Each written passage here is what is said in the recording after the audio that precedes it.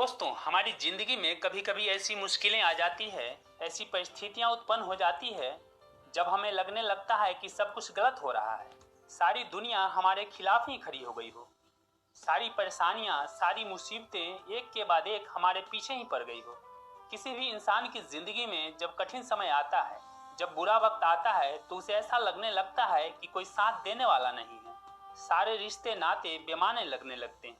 वह अकेला महसूस करने लगता है और वह इंसान हार मान लेता है, टूट जाता है, बिखर जाता है।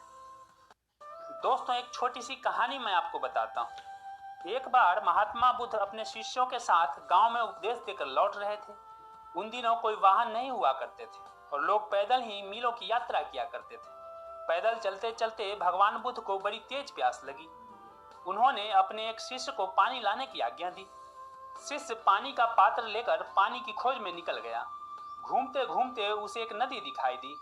नदी में बहुत सारे लोग कपड़े धो रहे थे और कुछ लोग नहा रहे थे, जिसके कारण नदी का पानी गंदा सा दिखाई दे रहा था। शिष्य को लगा कि गुरुजी के लिए ऐसा गंदा पानी ले जाना ठीक नहीं होगा। यह सोचकर वह वापस आ गया और भगवान बुद्ध को नदी का पानी पीने योग्य न होने के बारे में बताया।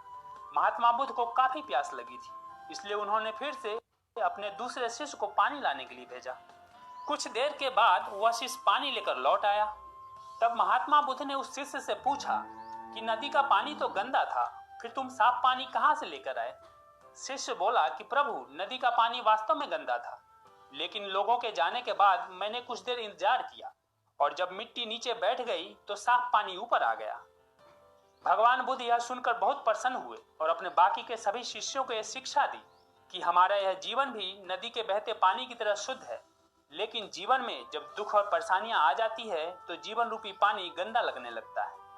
दुनिया के ज्यादातर लोग पहले पानी लेने गए शिष्य की तरह बुराई को देखकर घबरा जाते हैं, मुसीबतों को देखकर कदम पीछे खींच लेते हैं। वे जीवन में कभी आगे बढ़ ही नहीं पाते हैं। वहीं दूसरी ओर कुछ लोग दूसरे शिष्य की तरह धैर्यशील होते हैं, बिल्कुल व्याकुल नहीं होते हैं। वे साहस के साथ डटे रहते हैं। कुछ समय बाद गंदगी रूपी समस्याएं और दुख अपने आप ही खत्म हो जाते हैं।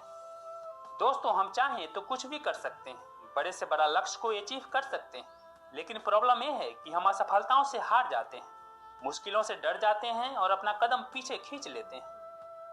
दोस्तों, 1958 में एपीजे अब्दुल कलाम जब मद्रास इंस्टीट्यूट ऑफ टेक्नोलॉजी से इंजीनियरिंग कंप्लीट किया था, तब वो एक पायलट बनना चाहते थे, क्योंकि बचपन से उनका यह सपना था।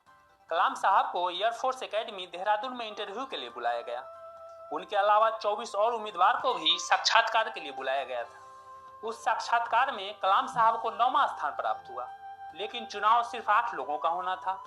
इसीलिए अब्दुल कलाम का सिलेक्शन नहीं हो पाया और उनका पायलट बनने का सपना अधूरा रह गया। लेकिन उन्होंने हार नहीं मानी। इसके बाद उन्होंने रक्षा मंत्रालय के directorate of technical development and production में बतौर सीनियर साइंटिस्ट असिस्टेंट ज्वाइन किया और देश को परमाणु शक्ति बनाने का संकल्प लिया।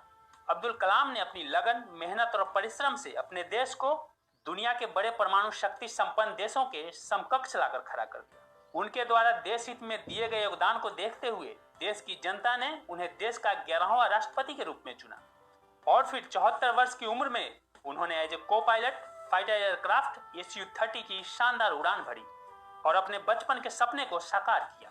डॉक्टर एपीजे अब्दुल कलाम ने कहा है कि जीवन में कठिनाइयां हमें बर्बाद करने नहीं आती, बल्कि यह हमारी छुपी हुई सामर्थ्य और शक्तियों को बाहर निकालने में हमारी मदद करती है। कठिनाइयों को यह जान लेने दो कि आप उससे भी ज्यादा कठिन हो। दोस्तों, जिंदगी में अगर बुरा वक्त नहीं आता तो अपनों में छुपे गैर और गैरों में छुपे हुए अपनों का कभी पता ही नहीं चलता। मुश्किल वक्त दुनिया का सबसे बड़ा वो जादूगर है जो एक पल में आपके चाहने वालों के चेहरे से नकाब हटा देता है।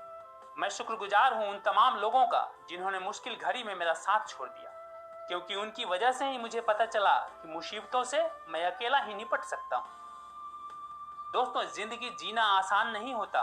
बिना संघर्ष के कोई इंसान महान नहीं होता, क्योंकि जब तक हथौड़े की चोट नहीं पड़ती तब तक पत्थर भी भगवान नहीं होता। इसीलिए इस बात को हमेशा याद रखना कि बहुत मुश्किल है उस शख्स को गिराना, चलना जिसे ठोकरों ने सिखाया हो, और कितना भी पकड़ लो फिसलता जरूर है। ये वक्त है साहब, बदलता जरूर है।